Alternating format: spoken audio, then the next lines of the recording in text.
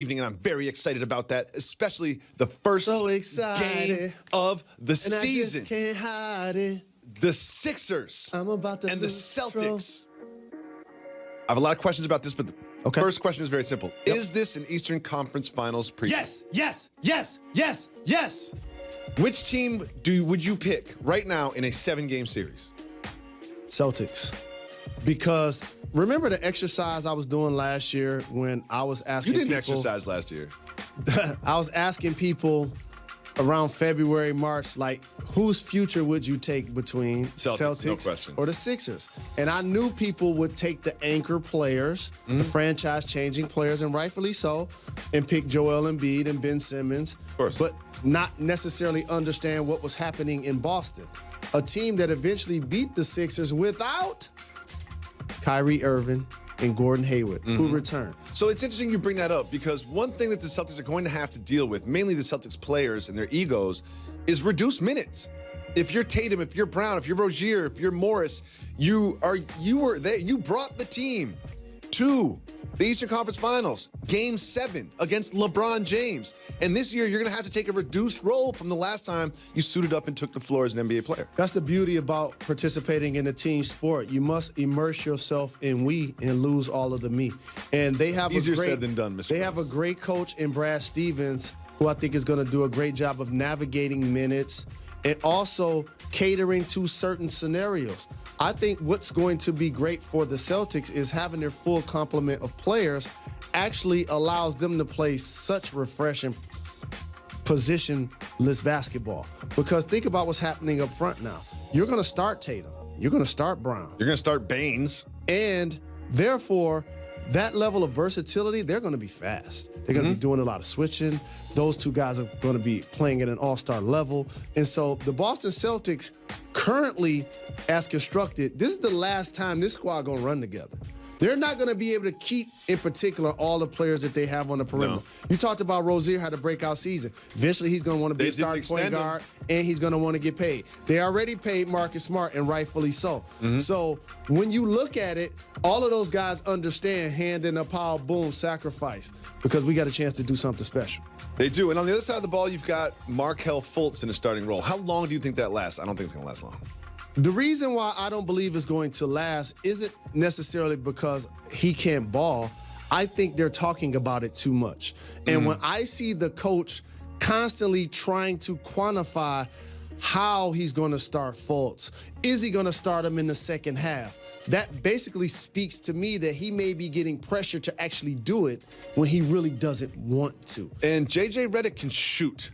And that's something that the Sixers need, and they have in J.J. Redick. And if Markelle Fultz can't offer shooting, who are you looking to make your three-point shot? Saric? And also, they have 3 guys that can initiate offense in their starting lineup. Joel can do it. Of course. Because he has great ball skills. From anywhere on the floor. We know Ben Simmons can clearly do it. He's going to be flirting with a triple-double on a nightly basis. So, in theory, it would seem that J.J. Redick goes better with the lineup. He does. Regardless. It's just a better natural fit. So, I really think that once it happens and then you see the dynamics probably play better with him being a reserve, I know there's a little bit of taboo nature of a guy that they took for Tatum.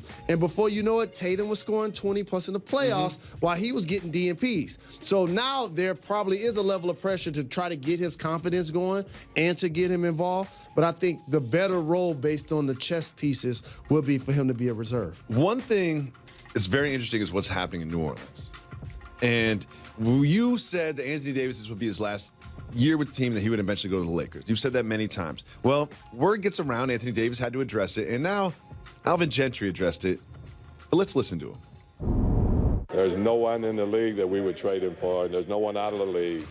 Yeah, not even Beyonce, okay? And if we wouldn't trade him for her, then he's probably untouchable, okay? He's just negotiating. He would trade for Beyonce, but he would trade for like Beyonce. He's trying to get Solange too. You know, that's all. He's just trying to get the Knowles family. That's what it is. He would trade for Beyonce. He's just trying to negotiate and get a pack. But he didn't say Jay-Z. No, Jay's off the table.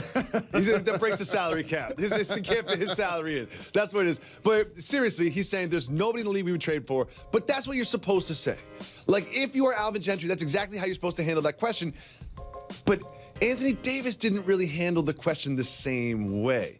You notice that? Because if I'm Anthony Davis, Rachel Nichols says to me, hey, you know, how do you see your long-term with the Pelicans? I'm like, I'm going to be here my entire career. I can't say enough times in the microphones. You are loyal until you're no longer on the team, which is what Alvin Gentry is doing. There's in no way we would trade him. You are still standing your prediction that he will be traded by the Pelicans. I am standing by that prediction. And the fascinating thing is once I said it, now people are actually talking to Alvin and talking to AD like you're a free agent after this year when he isn't. He's on contract for 3 years. He's got Correct. player option after 2, but he's on contract till like 2021. And this team does have playoff potential. It doesn't have championship level contention on its roster. I do believe this will be a swan song season for Anthony Davis with the Pelicans. So really quickly, I want to take a look at the Eastern Conference because I've been thinking about it for a long time, and I think I know how the Eastern Conference is going to shake out. Let's take a look at my Eastern Conference playoff team. Okay. Celtics, Raptors, Sixers, Bucks, Pacers, Wizards, Heat, Pistons. The Hornets were the team that I thought maybe would go in. I really wanted the Pistons to be off this list. I know. I really wanted to take the Pistons off this list. I'm surprised you put them on there. I had to put them on there. I mean, they've got Blake and Reggie and Andre. They've got a new coach. Like, they're going to make the playoffs. When you see that list, what would you change? I wouldn't change much of anything. And when I look at your list, it's really well done. I think you underestimate the Washington Wizards. You think so? I do. Okay. I'm high on the Bucks. And you still...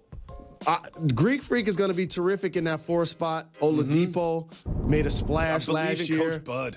Absolutely. The Pacers re-signed Miles Turner 4 years, $72 million. Yep. But when I really look deeper into Washington, I think they have a potential to be a 3-4 seed in the East. One thing that hurt me with Washington, and I know this is just recency bias, is Dwight Howard not being healthy. And again, like, who knows? I don't think he's obviously this is a minor injury and he will be on the floor. But when you take him out, it's like, oh, they're in trouble. Like, what do you do when Joel Embiid comes to town? You know, who are you going to throw at him? Right. Well, we're going to continue previewing this exciting dawn of the season in the NBA, and we're going to play Soft Move or Boss Move. Don't change the channel.